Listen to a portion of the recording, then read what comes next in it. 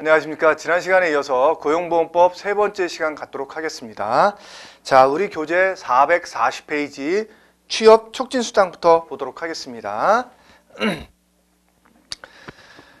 자, 고용보험법 처음에 얘기했을 때 고용보험을 두 가지로 분류할 수 있다. 실업급여를. 그래서 실업급여를 구직급여와 취업 촉진수당으로 나눌 수 있고, 취업 촉진수당은 조기 재취업수당,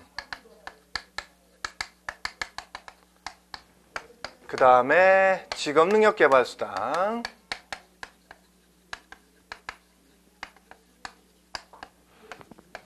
그 다음에 광역구직활동비,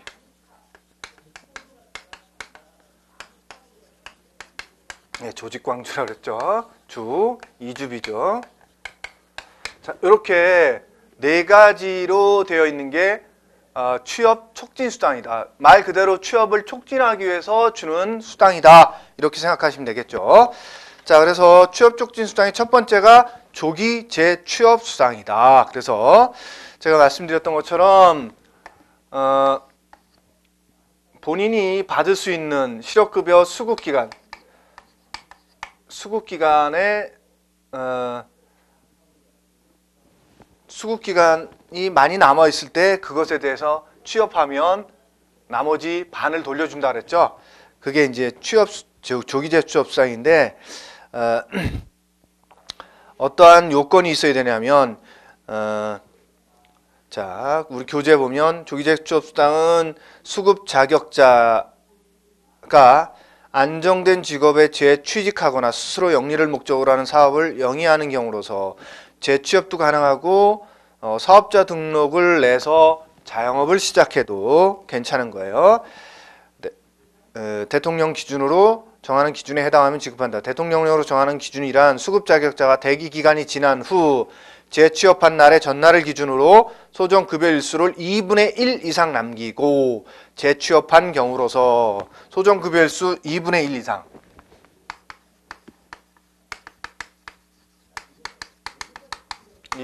이상을 남기고 재취업 혹은 창업한 경우죠. 그래서 바로 주지 않고요. 이게 언제 주냐면 재취업이나 1년 창업한 1년 이후 신청이 가능하고, 금액은 얼마냐? 남은 금액의 50%를 준다. 자, 그래서 그 밑에 나오는 경우가 12개월 이상 계속 고용된 경우, 다만 수급 자격자가 최후에 이직한 사업의 사업주나 그와 관련된 사업주로서 노동불용으로 정하는 사업주에게 재고용되거나 실업의 신고 이전에 채용을 약속한 사업주에게 고용된 경우는 제외된다. 그래서 퇴직하기도 전에 누가 나보러 오라 그랬어. 그러면 안 된다라는 거예요. 그런 경우에는 재취업수당이 어렵다라는 거예요. 아니면 지금 퇴직하는 사업의 사업주가 다른 사업을 하는 경우, 뭐 이런 똑같은 사업주죠. 그러면 안 된다라는 거예요. 그 다음에 12개월 이상 계속하여 사업을 영위한 경우, 이건 이제 창업해서 자영업한 경우죠. 이 경우 수급 자격자가 해당 수급기간에 해당 사업을 영위하기 위하여 준비활동을 재취업활동으로 신고하여 실업으로 인정받았을 때는 때로 한정한다. 자, 이래도 불구하고 수급 자격자가 안정된 직업에 재취업된 한 날 또는 스스로 영리를 목적으로 사업을 시작한 날 이전에 대통령령으로 정하는 기간에 조기 재취업수당을 지급받은 사실이 있는 경우에는 조기 재취업수당을 지급하지 아니한다. 그래서 2년 이내에 내가 조기 재취업수당 받은 이력이 있으면 안 된다라는 거예요. 여기서 말하는 대통령령으로 정하는 기간은 2년이에요. 그 다음에 조기 재취업수당의 금액은 구직급여 일액의 미지급 일수의 2분의 1을 곱한 금액으로 한다. 그러니까 예를 들어서 내가 이제 6개월간 실업급여를 받을 수 있는 사람인데 2개월 받고 나서 취업을 했다. 혹은 창업을 했다. 그러면 나머지 4개월이 남았잖아요. 이 4개월 분의 50%를 준다라는 반을. 그 다음에 직업능력개발수당. 말 그대로 직업능력 개발할 때 받는 수당이에요. 그래서 수급 자격자가 직업안정기관의 장이 지시한 훈련 등을 받는 경우에 그 훈련 등을 받는 기간에 대하여 지급한다. 그 다음에 광역구직활동비는 내가 살고 있는 곳으로부터 몇 킬로? 50킬로 이상 떨어진 곳에 가서 구직활동할 때 배로 가는 경우에는 배 수로의 그 거리는 일반 육로에 비해서 더블로 쳐준다. 그러니까 쉽게 얘기해서 25km를 가더라도 50km로 인정을 해요. 수로일 경우에는. 이게 이제 섬에 거주하시는 분들 같은 경우에는 이제 25km만 육지로 나오더라도 50km로 인정해 준다라는 거죠. 그 다음에 이주비. 이주할 때 일부 이주 비용에 지원을 받는 걸 이주비라고 그래요. 그 다음에 자영업자인 피보험자에 대한 실업급여 적용의 특례. 그래서 자영업자일 경우에는 본인 스스로가 자영업하는 사람이 가입할 수도 있어요. 그래서 홀로 사업을 진행하는 자영업자나 혹은 50명 미만의 근로자를 사용하는 고용주의 경우에도 본인이 희망하면 어떻게 한다? 가입할 수 있다라는 거죠. 단 가입 후 고용안정 및 직업능력개발사업 실업급여 지원을 받을 수 있다. 다만 연장급여와 조기재취업수당은 제외한다. 그래서 자영업자일 경우에 안 되는 게 연장급여와 조기재취업수당은 안 된다. 그거 반드시 좀 기억해 두시고요.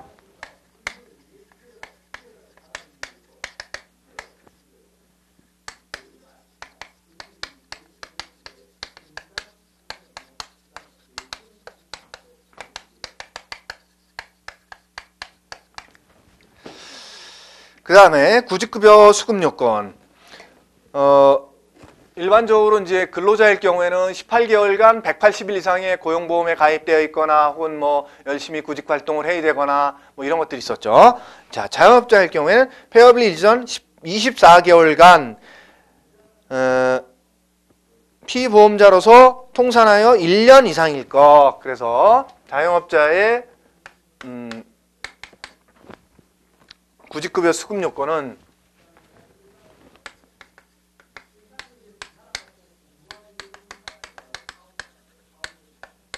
1번 24개월간에 1년 이상 고용보험 가입해야 되는 거죠. 예. 일반 근로자는 며칠에서요? 180일인데 자영업자는 1년 이상을 고용보험에 가입해 있어야 실업급여 주겠다라는 거죠. 그 다음에 근로이사와 능력이 있음에도 불구하고 취업하지 못한 상태에 있을 거. 이건 뭐 막 같은 얘기고. 그 다음에 폐업 사유가 수급 자격자의 제한 사유에 해당하지 아니할 거. 이것도 제한 사유가 있어요. 그거는 이제 나중에 또 여기서 보게 됩니다. 그 다음에 재취업을 위한 노력을 적극적으로 할 것. 그 다음에 기초일액.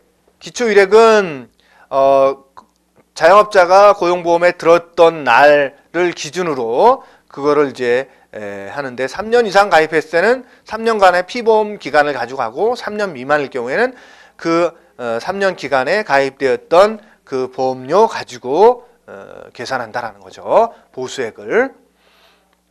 그 다음에 자영업자일 경우에도 일반적인 경우에 기초일액이 86,000원인데 최저 기초일액에 미치지 못할 경우엔 최저임금 기준으로 한다라는 거죠. 그 다음에 구직급여 일액은 말 그대로 기초일액 곱하기 50이다. 그래서 일반적인 경우에는 뭐 근로자와 거의 비슷하다라는 거죠. 그 다음에 소정급여일수. 제가 근로자 소정급여일수 할 때 어떤 것만 빼라 그랬어요? 1년 미만이 없다. 자영업자는. 그리고 나이도 상관없다. 그냥 맨 위에 있는 30대 기준으로 보면 된다. 이렇게 말씀드렸죠. 그래서 그 먼저 그렸던 박스하고 비교해 보시면 이해되실 거예요. 그 다음에 폐업 사유에 따른 수급 자격 제한. 그래서 자영업자도 그 실업급여를 못 받는 경우가 있다. 그게 어떤 거냐? 첫 번째, 법령을 위반해서 허가 취소를 받거나 영업 정지를 받음에 따라서 폐업한 경우. 그러니까 법을 위반해서 어쩔 수 없이 폐업한 경우. 그 다음에 방화 등 피보험자 본인이 중대한 귀책 사유로 노동부령으로 정하는 사유로 폐업한 경우, 본인이 잘못해서 불이 났거나 이런 경우죠. 매출액 등이 급격하게 감소하는 등 노동부령으로 정하는 사유가 아닌 경우로서 전직 또는 자영업을 다시 하기 위해서 폐업했다. 이러면 안 된다라는 거죠. 이럴 때는 어떻게 한다? 자영업자도 실업급여 안 준다라는 얘기예요. 그 다음에 5절 육아휴직급여와 출산전후휴가급여. 자, 육아휴직급여는 자 육아휴직도 그렇고 출산전후휴가도 그렇고 근로기준법에도 나오고 자 남녀고용평등과 일가정양립지원에도 나오죠. 근데 그 실제적인 급여는 어디서 지급한다? 고용보험에서 지급한다. 그래서 여기서 이제 육아휴직급여에 관련된 게 나오죠. 그래서 육아휴직 간단히 정리하면 만 8세 이하이거나 초등 2학년 이하의 자녀를 둔 근로자가 쓸 수 있는 거고요. 그 다음에 최대 1년까지 쓸 수 있죠. 그 다음에 쓰지 못하는 사람들은 뭐예요? 그 회사에 들어간 지 근속 1년 미만이거나, 그죠? 동일한 자녀에 대해서 부부가 같이 쓰려고 그러면 안 된다. 그죠? 예. 이러한 기준 것들을 좀 기본적인 사항들을 알아두시고, 그 다음에 지급 요건은 여기 나와 있는 것처럼 그런 부분들이죠. 그 다음에 30일 이상 육아휴직을 가야 된다라는 거죠. 그 다음에 육아휴직급여를 받으려는 사람은 육아휴직을 시작한 날 이후 1개월부터 휴직이 끝난 날 12개월 이내에 신청해야 된다는 거죠. 다만 특별한 경우가 생기면 그 특별한 경우가 끝나는 날 이후 30일 이내에 신청할 수 있다. 그 특별한 경우가 천재지변, 본인이나 배우자의 질병이나 부상, 본인이나 배우자의 직계 존속, 직계 비속의 질병이나 부상, 병역법에 따른 의무 복무, 범죄 혐의로 인해서 구속이나 형의 집행 이런 것들로 인한다면 그것들이 끝난 다음 날로부터 30일 이내에 신청해도 된다라는 거예요. 그 다음에 육아휴직급여액은 어떻게 정하느냐? 통상임금의 40%를 줘요.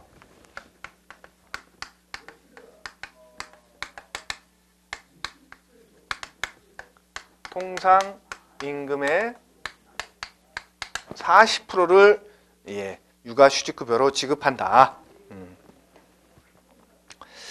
다음에 그 상한액과 하한액이 있는데 상한액은 월 100만 원이고 하한액은 월 50만 원이다. 상한액은 월 100, 하한액은 월 50이다. 이 얘기는 무슨 얘기냐면 내가 예를 들어서 통상임금이 400만 원이다. 그러면 40%니까 얼마예요? 160만 원이잖아요. 이래도 어떻게 한다? 100만 원만 주고 내가 예를 들어서 통상임금 100만 원이다. 그러면 40% 하면 얼마예요? 40만 원이다. 40만 원일 경우에도 최소한 50만 원을 준다라는 거예요. 이해되십니까? 상한액과 하한액이라는 게 그런 얘기예요. 그 다음에 육아휴직 급여를 100% 지급하지 않고요. 예를 들어서 내가 아까 얘기했던 것처럼 160만 원 받는 사람이라도 어떻게 한다? 100만 원밖에 못 받죠. 그러면 100만 원씩 받는 사람이면 100만 원 다 주지 않고 25%는 따로 적립을 했다가 그게 얼마예요? 75만 원은 내가 매달 받고 나머지 25만 원씩은 따로 적립했다가 언제 준다? 복직 후 6개월이 지나야 신청해서 받을 수가 있어요. 이건 왜 그러냐면 육아휴직 급여만 받고 그냥 그만두는 경우가 있잖아요. 그러면 국가에서 육아휴직 급여를 주는 목적은 뭐예요? 예, 아이를 키우고 나서 다시 사회에 복귀해서 경제활동 하라고 주는 거지 그것만 쓰고 그냥 집에서 쉬라고 놀라고 주는 건 아니거든요. 그래서 그 25%를 나머지 떼어놨다가 복직한 후에 6개월 이상 다시 근무한 사람에 대해서만 주겠다라는 거예요. 아시겠어요? 자, 그 다음에 육아휴직급여의 특례라고 해서 반가로 1번 뭐였죠? 통상임금의 40%였죠. 에도 불구하고 자녀에 대하여 부모가 순차적으로 육아휴직을 하는 경우 두 번째 육아휴직을 한 피보험자의 최초 3개월의 육아휴직급여는 월 통상임금에 해당하는 금액으로 한다. 이 얘기는 무슨 얘기냐면 자, 부가 있다 그랬잖아요. 부부가. 그래서 남편과 아내가 있어요. 그래서 아이가 태어나서 뭐 예를 들어서 3살이야. 그래서 아내가 첫 번째 육아휴직을 썼어. 그럼 이제 4살 때 또 남편이 또 쓸 수가 있겠죠. 이 두 번째 쓰는 사람, 이 사람의 경우는 어떻게 한다? 최초 3개월까지는 그냥 이 사람이 예를 들어서 월 500 받던 사람이다. 그럼 500 그냥 주겠다라는 거예요. 여기서 정한 상한 100만 원 주는 게 아니라. 이해되십니까? 예. 그래서 대상 자녀가 첫째인 경우에는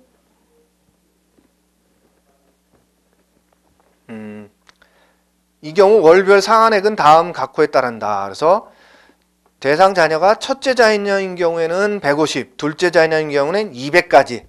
예, 그럼 500은 아니네요. 예, 500은 아니고 어쨌든 첫째일 경우에는 200, 첫째일 경우에는 150. 둘째일 경우는 200까지 상한을 두겠다라는 거죠. 100이 아니라.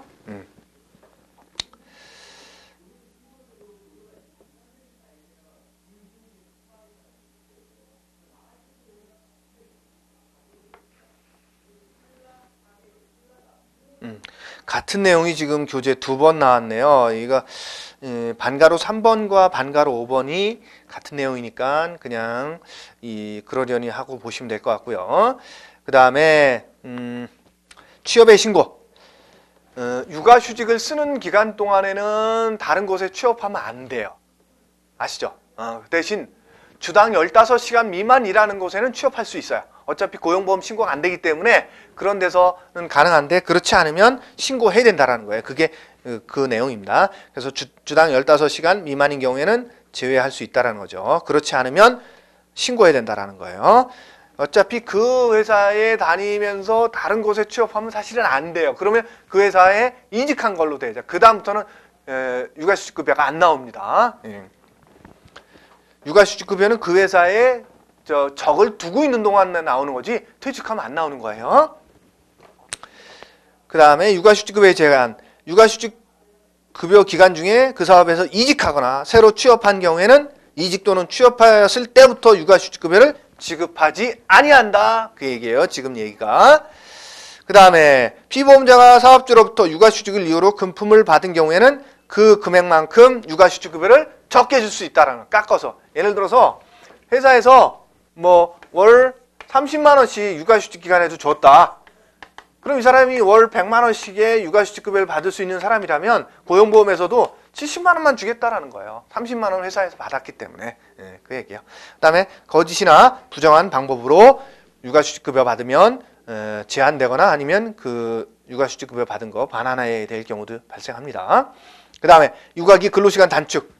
예, 육아휴직을 쓸 수 없을 때는 어떻게 해요? 육아기 근로시간 단축도 쓸 수 있는 거죠. 그래서 둘을 합쳐서 최대한 1년 이내에서만 쓰면 되는 거죠. 육아휴직이든 육아휴직, 육아기 근로시간 단축이든.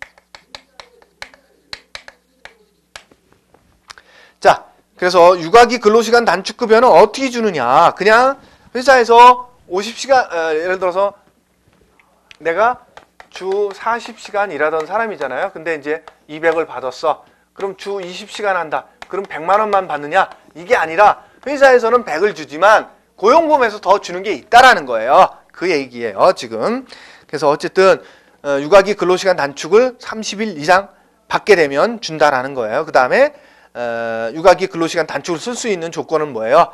회사에 들어온 지 고용보험 들어간 지 180일 이상이어야 되는 거죠. 자, 그 다음에 이것도 마찬가지로 육아휴직 급여처럼 육아기 근로시간 단축 신청한 시작한 날 30일부터 끝난 날 12개월 이내에 신청하라는 거고요. 급여액은 얼마를 주는 거냐 도대체. 그래서 그 이제 단축 급여액이 나오죠.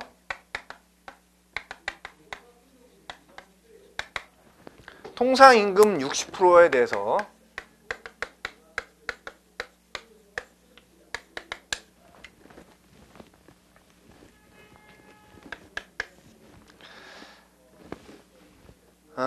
단축 시간이죠. 단축 시간. 단축 전 시간과 단축 후 시간이니까 단축 전 시간에서 단축 후 시간. 그 다음에 단축 전. 자, 그러면 실제적으로 한번 해볼게요. 자, 근데 이제 통상임금의 60%는 하한이 50%고 상한이 150이래요. 그럼 내 150이라는 전제하에서 해볼게요. 통상임금이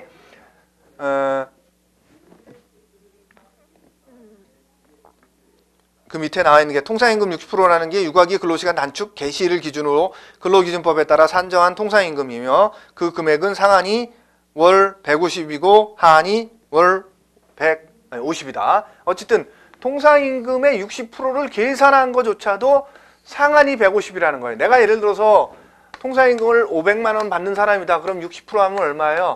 그건 5, 6이 30이니까 300일찌란도 150이 최대한 준다라는 거죠. 어쨌든 150으로 그냥 계산해 볼게요. 단축 전 내가 40시간 일했던 사람이에요. 근데 내가 단축하면서 20시간만 일한다. 단축 전에 40시간 일했던 사람이니까 그러면 요건 뭐예요? 0.5죠. 2분의 1이죠. 그럼 얼마예요? 150 곱하기 2분의 1이니까 75만 원이죠. 75만 원을 더 준다라는 거예요. 아까 얘기했던 것처럼 어디에서? 자, 내가 주당 40시간 일할 때는 뭐 400 받던 사람인데 아니 200으로 할까? 200 받던 사람인데 주당 20시간 일하니까 회사에서는 얼마 줄 거예요? 100만 원 주겠죠. 반을 일하니까. 그러니까 회사에서 100을 주고 또 고용보험에서 75만 원을 줘서 이걸 합친 거를 받는 거예요. 근로자 입장에서. 그래서 175만 원을 받아간다라는 거예요. 육아기 근로시간 단축할 때. 이해되십니까? 예. 회사에서는 어차피 손해볼 게 없어요. 반이라니까 반을 준 건데 나머지는 누가 주는 거예요? 고용보험에서 주는 거예요. 아시겠죠? 네. 그렇다라는 거예요. 자, 그 다음에 출산 전후 휴가급여. 예, 출산 전후 휴가도 그 단태할 경우에는 60일간만 회사 입장에서는 유급이라 그랬죠. 그러면 회사 입장에서는 60일간은 어쨌든 줘야 돼요. 출산 전후 휴가를 갔더라도 그 사람이 회사에서 근무하지 않더라도 돈을 주라는 거예요. 대신 내가 90일 동안을 쓰는데 60일은 회사에서 주고 30일은 그럼 누가 줄 거냐? 고용보험에서 주겠다라는 거예요. 자, 그래서 출산 전후 이제 육아휴직은 이제 넘어가고 출산 전후 휴가 급여로 갈게요. 자, 지금 요건은 뭐 출산 전후 휴가를 쓸 수 있는 사람에게 주는 거죠. 그래서 출산 전후 휴가를 누가 쓸 수 있는 거예요? 그러니까 임신을 한 여성이면서 그 회사에 들어가서 고용보험 180일 이상이 되어야 되는 거죠. 그 다음에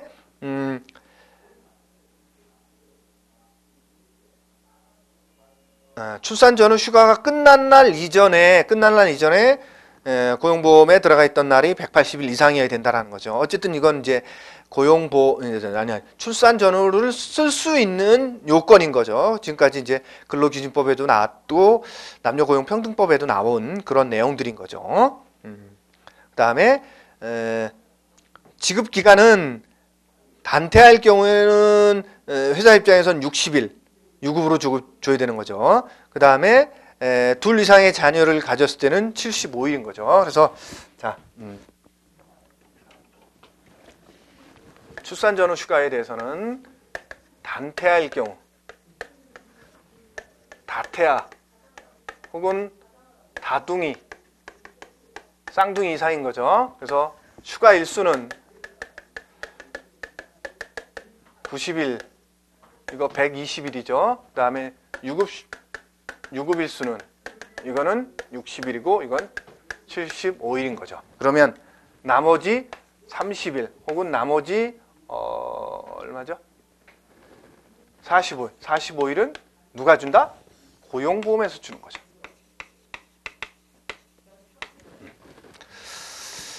자, 그래서 그럼 고용보험에서 얼마를 주느냐? 통상임금에 대해서 주는데 상한액이 135만 원이에요. 그러다 보니까 135만 원씩 주는 거예요. 135만 원.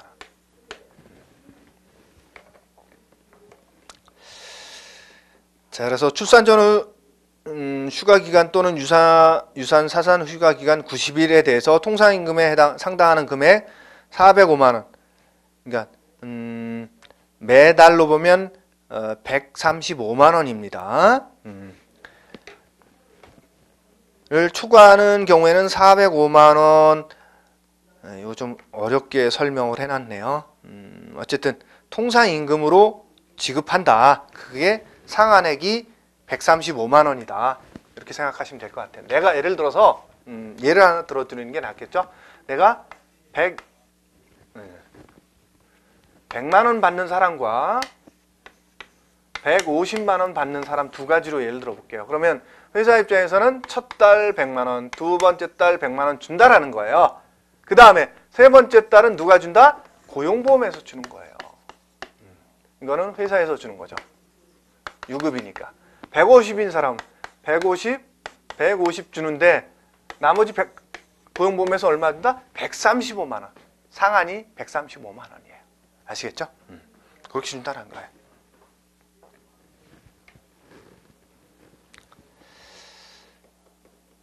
(90일에) 대해서 405만 원이기 때문에요. 예, 한 달은 135만 원이에요.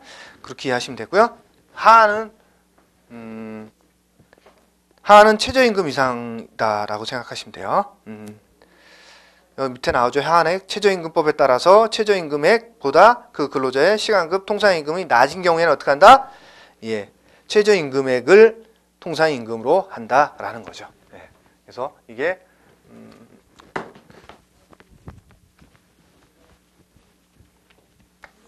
출산 전후 휴가급여는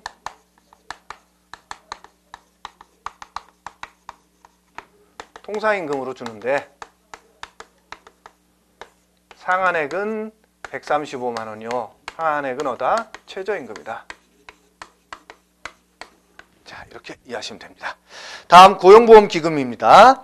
자, 이 고용보험을 운영하는 데 있어서 어떻게 운영할 것인지에 대한 것들을 다루는 게 고용보험기금에서 다루는 거죠. 그래서 고용보험기금은 노동부 장관이 관리 운영하고요. 국가재정법 규정에 따르고요. 그 다음에 어떻게 관리 운영하느냐? 금융기관에 예탁하기도 하고 재정자금에 예탁하기도 하고 혹은 채권을 매입하기도 한다는 거죠. 또한 보험사업의 수행 또는 기금 증식을 위해 부동산 취득이나 처분도 가능하다. 어쨌든 고용보험 기금을 늘리기 위해서 여러 가지 수익사업을 한다는 거죠. 그 다음에 노동부 장관은 기금을 관리 운영할 때는 그 수익이 대통령령으로 정하는 수준 이상이 되도록 해야 된다.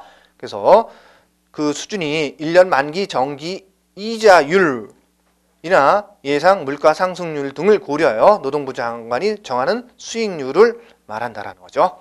그 다음에 기금의 용도. 그러면 그 고용보험 기금은 어디에 갖다 쓰느냐?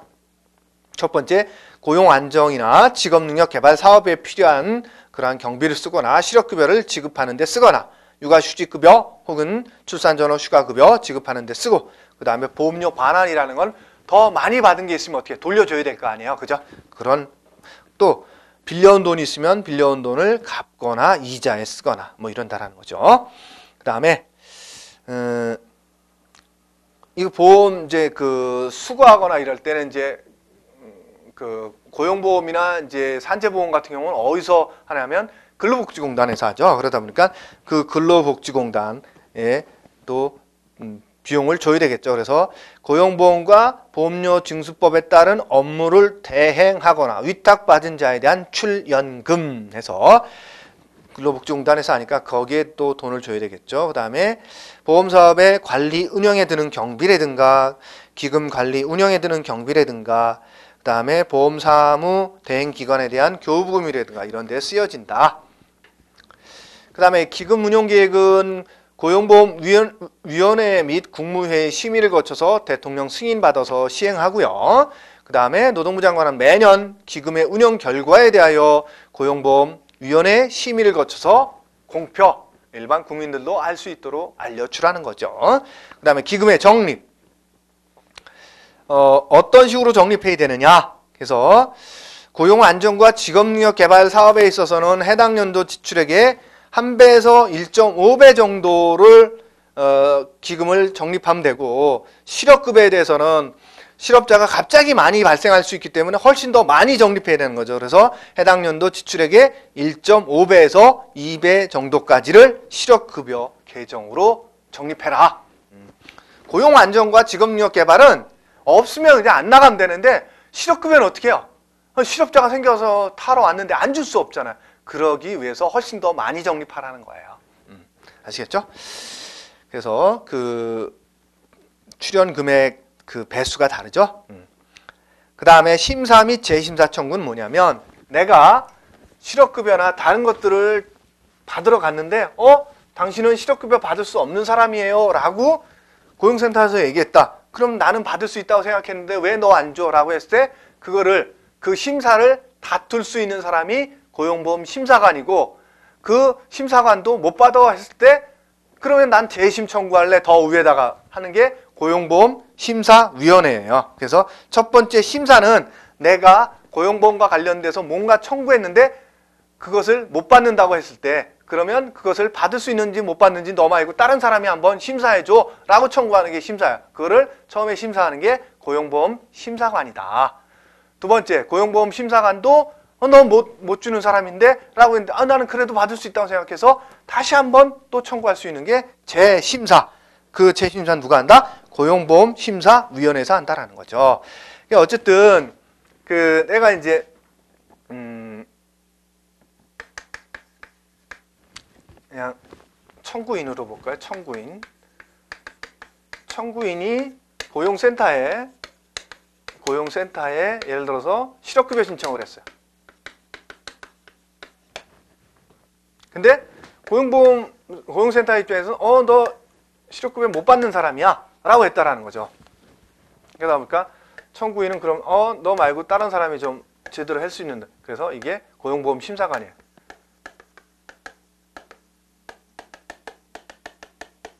심사관이 청구할 수 심의할 수 있게 심의 판결을 내리는 거죠. 심의한 다음에 그러면 내 여길 거쳐서 가게 돼 있어요. 그래서 요거 못 받는다고 판결이 난 날로부터 90일 이내에 신청을 할 수 있다라는 거죠. 심사 신청을.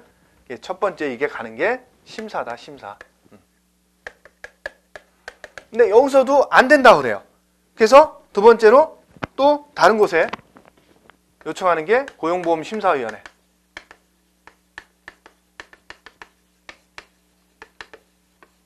요게 이제 재심사예요. 청구인 입장에서 보면 이쪽으로 가는 게 재심사다. 이것도 마찬가지로 심사로부터 판결 나옴부터 90일 이내에 신청하라는 거죠. 실제로 이런 경우가 있었어요. 어떤 경우냐면 이제 사장님의 사모님이 작은 회사인데 직원으로 등재를 해가지고 격리 부장 혹은 임원으로 일을 했던 거죠.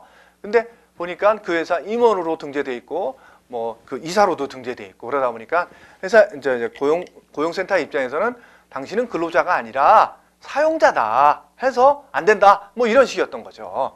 그래서 지금까지 고용보험료 냈던 거 다 돌려줄 테니까 실업급여도 못 준다 이렇게 됐던 거예요. 실제로 그런 사례가 있었다라는 어쨌든 그런 경우가 있어요. 제가 왜 이런 경우가 생기는지 찾아봤더니 자 그래서 그러면 이 청구인 입장에서 내가 여기에 청구하는 걸 할 수 없을 땐 대리인도 신청할 수 있다라는 거예요. 누군가를 대리로 지정해서 그 사람이 누구냐? 가족도 가능하고 그 다음에 법인일 경우에는 직원도 가능하고 변호사나 노무사를 통해서도 할 수 있고 그 다음에 고용보험심사위원회 허가를 받은 자도 대리인으로서 이 업무를 대행할 수 있다라는 거죠. 그 다음에 고용보험심사관은 이제 이 사람은 무슨 일을 하느냐? 심사를 행하기 위해서 고용보험심사관을 두는데 심사관은 심사 청구를 받으면 30일 이내에 결정해 주라는 거죠. 30일 이내에 결정해 주라는 거죠. 단 1차에 하나여 10일을 넘지 아니하는 범위에서 연장할 수 있고요. 심사관의 정원 자격 이런 것들은 대통령령으로 정하고요. 심사 결정에 공정을 기하기 어려운 경우에는 그 심사관에 대한 기피 신청을 할 수 있다. 당사자 입장에서. 청구 입장에서는 이 사람이 나하고 억하 감정을 가진 사람이야. 옆집 사람인데 맨날 주차 문제로 싸웠던 사람. 나한테 불리하게 판결할 것 같아. 그러면 다른 사람으로 바꿔주세요라고 요청할 수 있어요. 그게 기피 신청이에요. 서류로 해야 된다라는 거예요. 그 다음에 심사청구인이 사망한 경우 누구한테 간다? 유족에게 그 결정돼서 돈이 지급해야 될 상황이 발생하면 이 사람이 사망하면 유족에게 간다라는 거예요.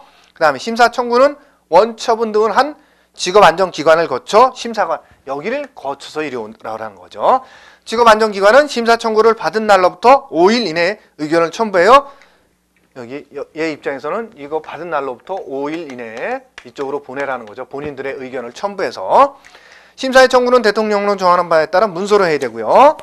원처분 등의 집행정지해서 심사의 청구는 원처분 등의 집행을 정지시키지 아니한다. 어차피 이거 신청했더라도 이미 실업급여 안 주겠다고 했던 거에 대해서는 변동이 없다. 여기서 판결이 나기 전까지는 심사관은 이에 따라 집행을 정지시키려고 할 때는 그 이유를 적은 문서로 사실을 직업안정기관의 장에게 알려야 된다.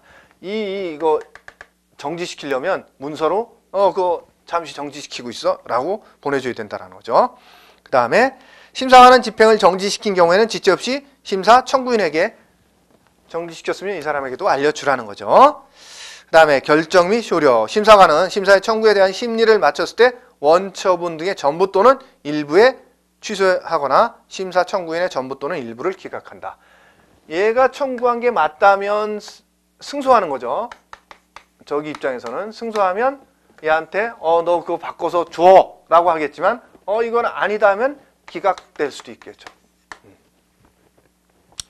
기각은 청구인이 이건 뭐 꺼리도 안 되는데 왜 갖고 와가지고 나한테 이걸 심사를 해달라 그래. 넌 당연히 못 받는 사람이야 라는 것들이 기각 처리될 수 있는 부분들인 거죠. 예를 들어서. 그 다음에 결정은 문서로 하고요. 그 다음에 심사관은 결정을 하면 심사 청구인과 원처분 등을 한 직업안정기관의 장에게 각각 결정서에 정본을 보내주고요. 결정은 심사 청구인 및 직업안정기관에게 결정서에 정본을 보낸 날부터, 여기서 보낸 날부터 효력이 발생한다라는 거예요. 얘들이 받은 날부터 발생하는 게 아니라 얘가 발송한 날부터 효력은 발생한다. 그 다음에 결정은 원처분 등을 행한 직업안정기관의 장을 기속한다. 기속이라는 거는 원래대로 행해. 네 마음대로 하지 말고 법대로 해 라고 하는 게 기속이라고 보면 될 것 같아요. 그 다음에 고용보험심사위원회, 재심사하는 기관이죠. 재심사하게 되면 노동부의 고용보험심사위원회를 두고 그래서 사용자와 근로자를 대표하는 각각 한 명 이상을 포함한 15명의 위원을 두면서 거기서 재심사를 한다라는 거죠. 여기 위원은 상임위원은 정당에 가입하거나 정치에 관여해서도 안 되고요. 재심사 청구를 받으면 50일 이내에 재결해야 된다. 50일 이내에 결정해서 알려주라는 거죠.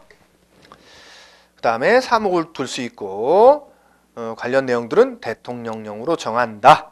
그 다음에 고용보험심사위원회 위촉과 임명. 이건 뭐 중요한 건 아닌데 여러분들이 그냥 읽어보시면 될 것 같습니다.